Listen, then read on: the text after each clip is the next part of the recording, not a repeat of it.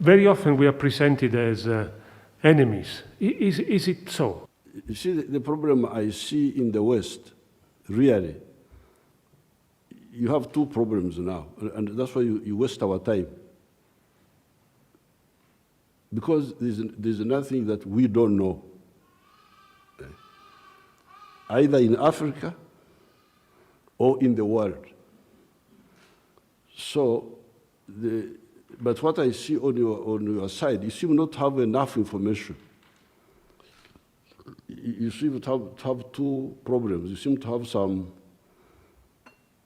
deficit in philosophy, but also deficit of information. So therefore, when it comes to now, the question is, are we enemies? For us, we don't see you as enemies. But somehow, you don't see that by involving yourselves in matters which you don't understand well, and which you shouldn't, even if you understood, these are not your matters, these are our matters. These are our internal affairs. Even if you had a good understanding, it would not be in order for you to involve yourself. Apart from the fact that you may not even have the understanding. So really, that is the issue. It's not enemies, it is, I would call it misconduct. Misconduct, mishandling, which can lead to very serious consequences. Like in the case of Congo. Up to now, it has never recovered. Here in Uganda, the phenomenon of Idi Amin was supported by, was actually promoted by some groups to take over power here. And then once he was in power, he was supported for some time. But for us, we opposed him from the word go. So again, there we had spent 8 years solving the problem of Idi Amin. So when those riots happened, they were attacking. They were attacking the security forces using pangas, using hammers, so some of them were shot by 32 of them were shot in that process. It's clear that one. But then the other 32, the other 22. These are the ones I need much more clarification. Then I will share it with you. There's nobody whom cannot be accounted for. They will account for him. So I thank you very much. We have had a very good discussion, and we are now discovering that we are not enemies. Certainly, we don't want to be the enemies of the Europeans, because many of them are our good friends, especially the ordinary people.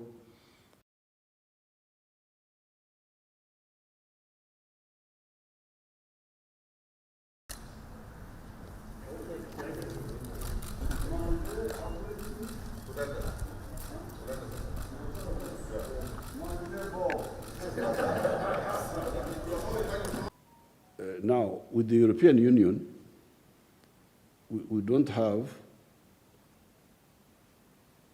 a joint supervisory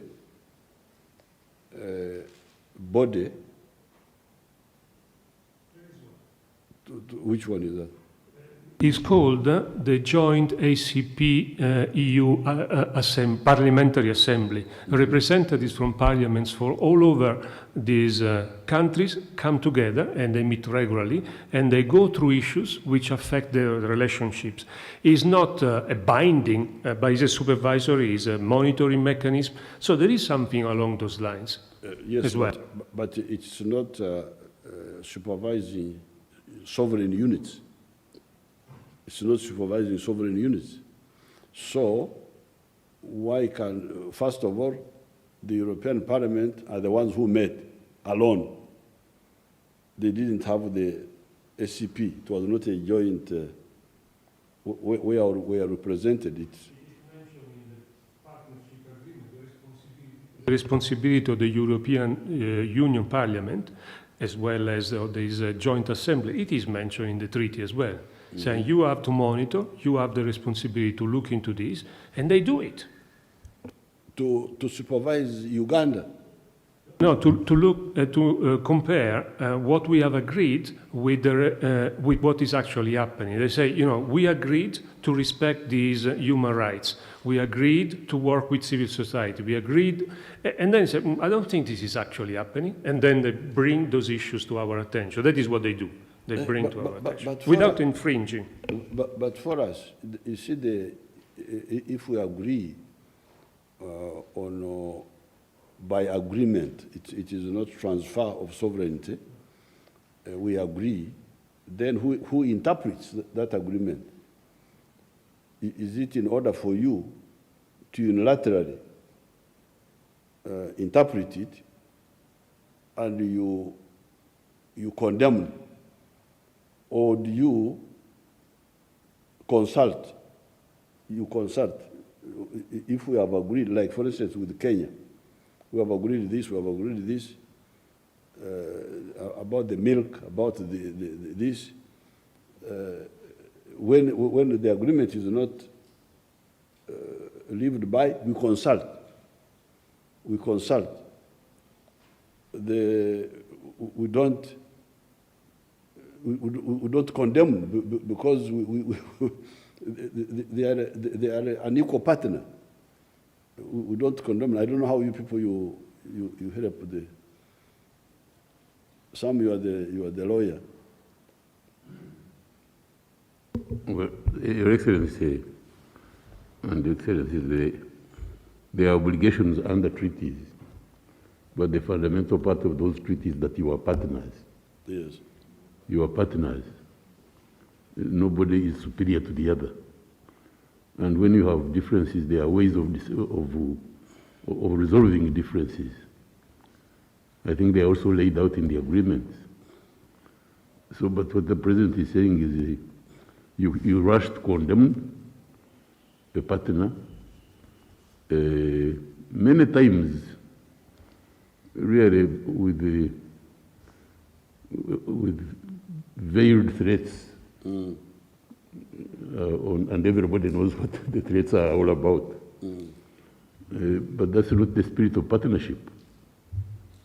I think dialogue, engagement, and I have had discussions with them about this before, that true partners engage and they discuss.